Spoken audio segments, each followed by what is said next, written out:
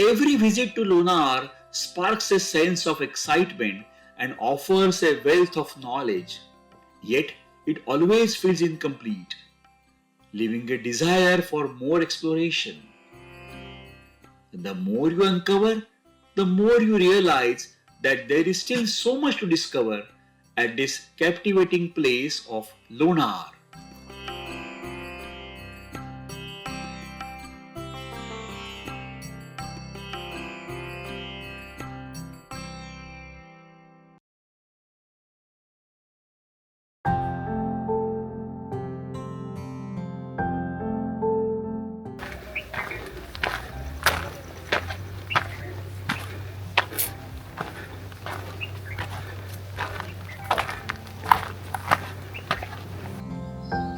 The early morning sun emerged from behind the trees, casting its golden glow over the lush green grass and vibrant crotons. Shadows danced gracefully on the wall, swaying with the gentle morning breeze, a serene and enchanting start to the day. At Lonar, the towering banyan tree stood in quiet majesty, its sky-high branches seeming to guide the descending sun rays to the earth. The peepal tree basked in the golden light as if bathing in the sun's warmth. Above is the vast blue sky cradled and lake called Amber Lake formed from the fragmented piece of the asteroid and was reflecting the soft tones of an early summer morning. Amidst this breathtaking landscape stood the often overlooked Piura Dhotra, that is, the Mexican prickly poppy, a hardy yet striking shrub and native to Mexico. Its thorny exterior hides the delicate beauty of its bright yellow flowers, which rested upon prickly leaves. The seed pods, lined with sharp thorns, looked almost dangerous. Yet, once they opened, they revealed a mesmerizing sight. Tiny black seeds elegantly arranged like a miniature flower pot, and that is nature's own work of art. With this picturesque backdrop, a lonely road stretches ahead, leading to a lesser known place that holds a hidden geological wonder. A group of sheep and goats momentarily claims the path, moving leisurely and holding the entire road. The pathway winds through vast farmlands on either side. Along its edges, the bright yellow blooms of the Jerusalem thorn stands out, their fresh, juicy and green leaves deceptively inviting despite their prickly nature. Further along, the walkway is flanked by an inspiring sight. A vast expanse of onion fields, delicate, off-white, flower balls rise gracefully, covering the landscape as far as the eye can see. At first glance, one might mistake these plants for those that yield onions, but in reality, these plants serve a different purpose, producing seeds for the next onion crop to grow. The pathway continues through vast paddy fields.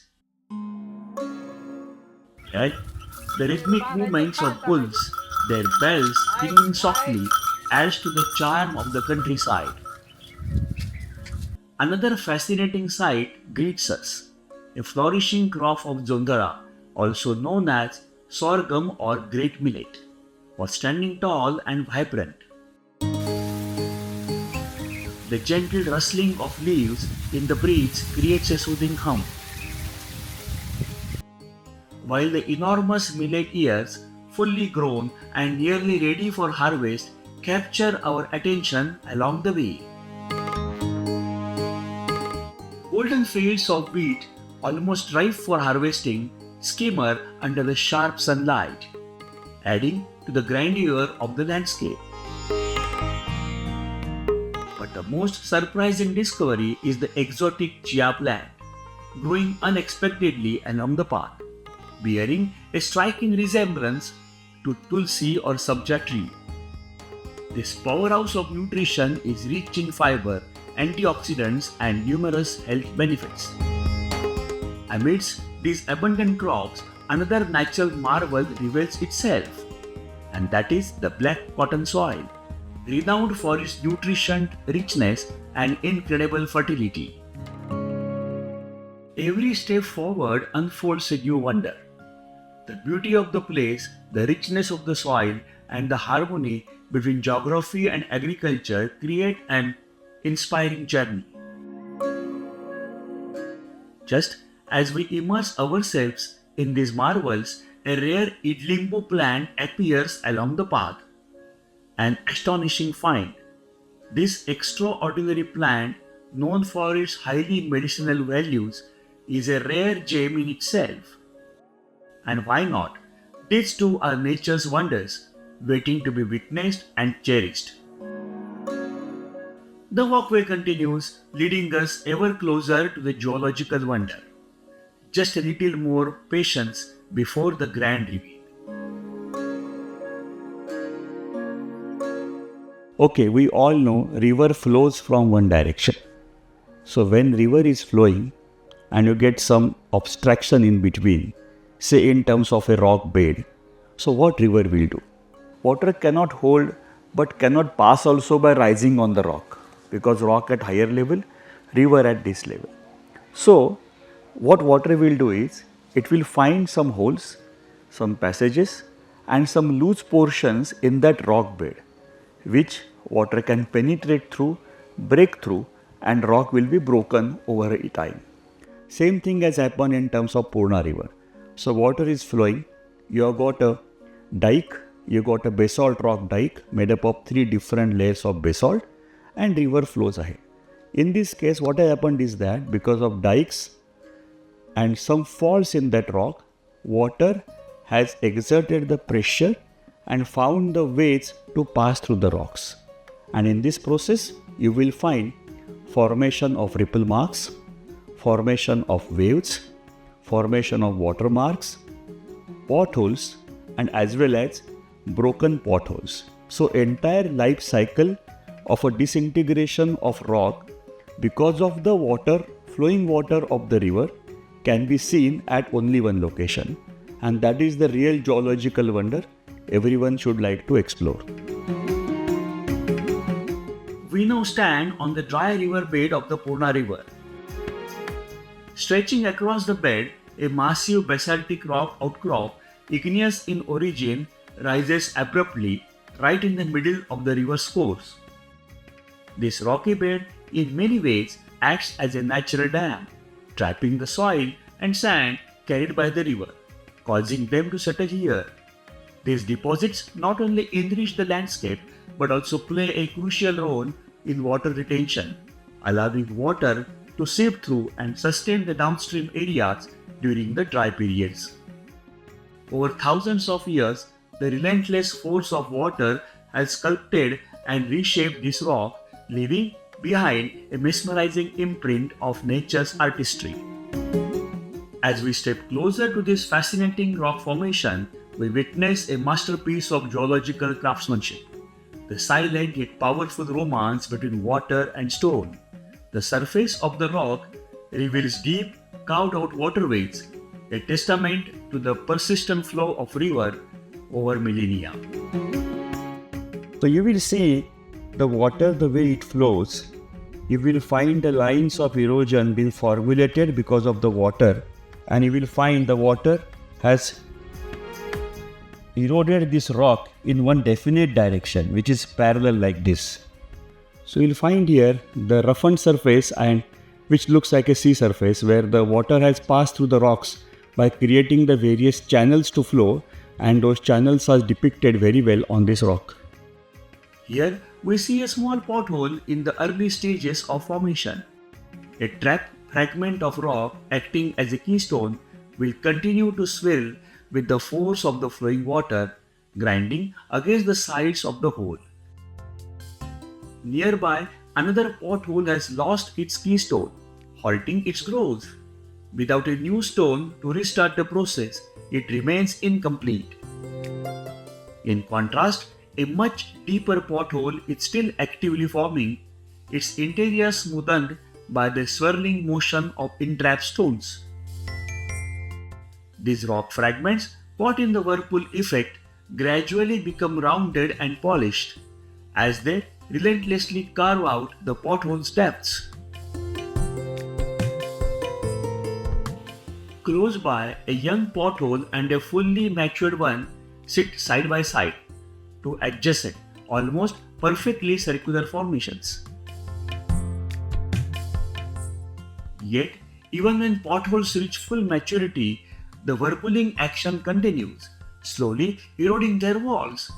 Over the time, neighboring potholes begin to merge, marking the next stage in their evolution. A pothole but which has now given away and water has made its way through out to this pothole. So this pothole has reached to different stage of life. One of the side is broken away with the water and this pothole is now completely open for imagination. The edges of this formation are particularly fascinating. Rock fragments, once jagged and sharp, are now completely smoothened, rounded, and polished, softened by the river's grinding actions. Looking closely at the rock layers beneath our feet, a striking geological contrast emerges. We stand on the second layer of basalt, clearly distinguishable from the black upper layer that once covered it. And now, before our eyes, it continues its work on the exposed second layer. This vivid cross-section of basaltic rock offers a rare glimpses into the geological story of time, revealing how the unstoppable force of flowing water sculpts and reshapes the earth layer by layer.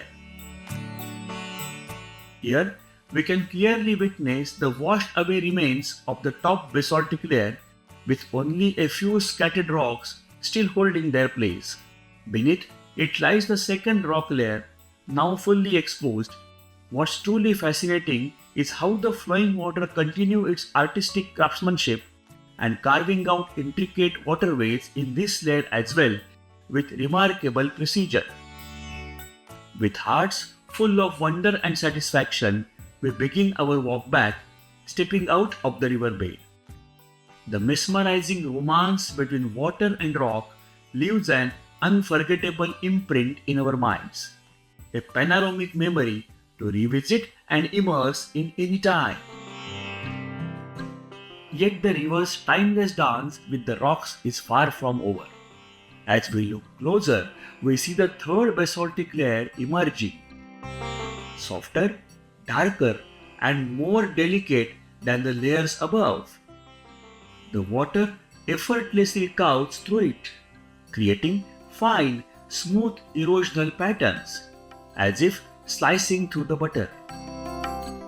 The two top layers have already and almost entirely removed, showcasing the sheer power and patience of the flowing river over years. Our return journey unfolds under the golden afternoon sun.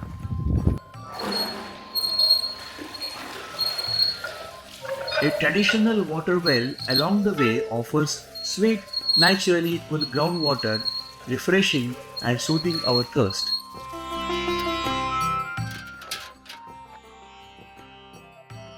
The pools we saw in the morning now rest peacefully under the cooling shade of a mango tree, a picture of calm and coolness. This is the hidden gem of Lonar, a place where the sky is so vast and clear that the moi tree seems to embrace the moon in its branches after sunset. Lonar, you are a pristine focal point, a land filled with endless wonders, where adventure and mystery